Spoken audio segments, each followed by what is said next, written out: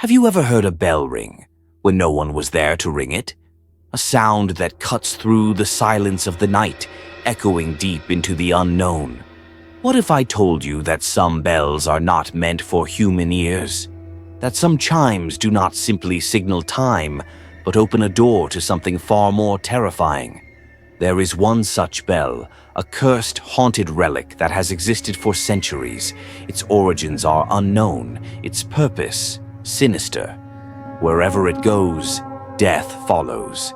Those who hear it never forget its chilling toll, and those who dare to ring it vanish without a trace. This is not just a legend. This is not just a story. This is the horrifying tale of the haunted bell. No one knows exactly when or where it was created, but the first recorded mention of the cursed bell dates back to the early 1600s. Deep in the mountains of Eastern Europe, there was an ancient monastery where monks lived in isolation, dedicating their lives to prayer. But these were no ordinary monks. They were said to have knowledge of forbidden rituals, secrets that the church had long buried. And within their stone walls, they forged a bell unlike any other. The metal used was not ordinary brass or bronze. It was darker, heavier. Some say it was mixed with the blood of the condemned. Others believe it was forged in fire not of this world. The monks worked in complete silence, their faces filled with fear rather than devotion. When the bell was finally cast, it was covered in symbols, ancient markings that no historian has ever been able to decipher. But the monks never got the chance to ring it. One night, the monastery fell silent. Not a single soul remained. The chapel was untouched, the doors still locked from the inside. The bell stood in its tower, waiting. No one knew what had happened to the monks. Some say they were taken by the very thing they had summoned. Others believe they had sacrificed themselves to seal whatever was inside the bell. But one thing was certain. The monastery was abandoned, and the bell was left behind. Years passed, and the monastery became nothing more than a ruin. But the bell remained standing. It should have rusted, crumbled with time. But it did not. Then, one fateful night, a group of travelers seeking shelter from a storm took refuge in the old church. They built a fire, told stories, and laughed until the bell rang. At first, they thought it was the wind, a trick of the storm. But then it rang again, louder, closer. The air grew thick, heavy with something unseen. One of the travelers, a man named Gregor, decided to investigate. He climbed the tower, disappearing into the darkness above. The others waited, listening, until they heard a scream that sent chills down their spines. Gregor never came back down. The next morning, the villagers found the remaining travelers huddled outside the church, pale and shaking. They refused to speak of what they had seen.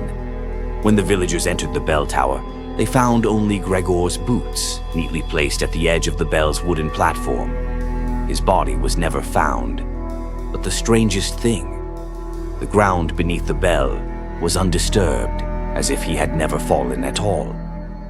The bell was removed from the monastery and transported across the sea, but no matter where it went, misfortune followed. In 1893, it was discovered aboard a sunken ship, resting at the ocean floor. A group of sailors retrieved it, hoping to sell it for a fortune. That night, as the ship sailed through the fog-covered waters, the bell rang. No one had touched it. One by one, the sailors began acting strangely. Some whispered to themselves in voices not their own. Others stood motionless for hours, staring into the empty sea. Then the disappearances began. Every night, another sailor vanished. The captain ordered the bell to be thrown overboard, but by then, it was too late. The ship was found drifting near the shore, abandoned.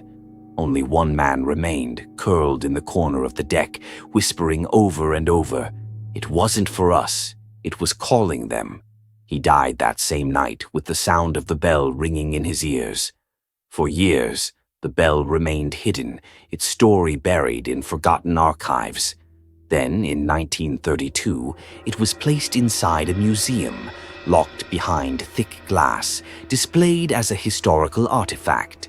The curator laughed at the old stories, dismissing them as myths. But within days, strange things began to happen. At night, the security guards reported hearing faint ringing sounds, though the bell never moved. Shadows flickered in the corners where no light should have cast them. Then one guard, a man named Thomas, went missing. Security footage showed him staring at the bell for hours, unmoving, unblinking. Then, at precisely 3:33 a.m., the screen filled with static. When the cameras came back, the glass case was shattered. The bell was gone. And so was Thomas. His body was never found. For decades, the bell remained hidden. It passed through private collectors, secret organizations, always locked away, always feared. But in recent years, it resurfaced in the most unexpected way, on a live stream. A paranormal investigator, determined to prove the legend false, managed to track down the bell. He set up a camera, laughing nervously as thousands watched. He touched it. Nothing happened. He lifted it. Still nothing. Then he rang it. The sound was unlike anything ever recorded. Deep, hollow, endless. The live stream chat exploded. Viewers claimed to hear whispers in the background. Some swore they saw something move in the shadows behind him. But the investigator just stood there, staring, his face twisted in an expression of pure terror. Then the screen went black. His channel was never active again. His home was found empty, his equipment untouched. His chair was still spinning when authorities arrived. He was simply gone. No one knows where the haunted bell is now.